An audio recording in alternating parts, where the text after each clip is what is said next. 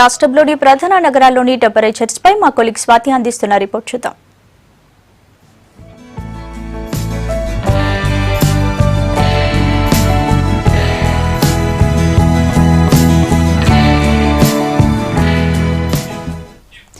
Welcome to weather report. రాష్ట్రంలోని ప్రధాన నగరాల్లోని temperatures చూద్దాం. హైదరాబాద్ లో కూల్ వెదర్ గా ఉంది. గరిష్టం 30 డిగ్రీలుగా ఉంది. ఆకాశం మేఘావృతంగా ఉంది. సిటీలో అక్కడక్కడ వర్షం పడుతుంది. మెదక్ లో వాతావరణం పొడిగా ఉంది. టెంపరేచర్ 34 డిగ్రీలుగా ఉంది. పాక్షికంగా మేఘావృతమై ఉంది.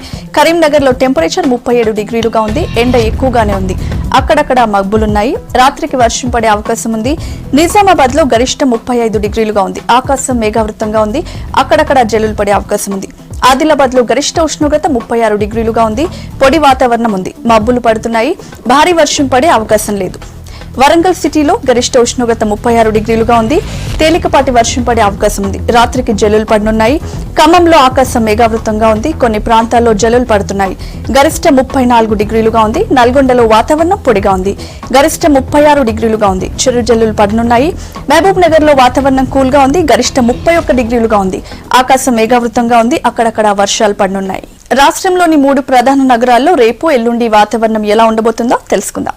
హైదరాబాద్ విషయానికి వస్తే రేపు గరిష్ట ఉష్ణోగ్రత 30, కనిష్ట 24 డిగ్రీలుగా ఉంటుంది. ఆకాశం మేఘావృతంగా ఉంది. జల్లులు పడతాయి.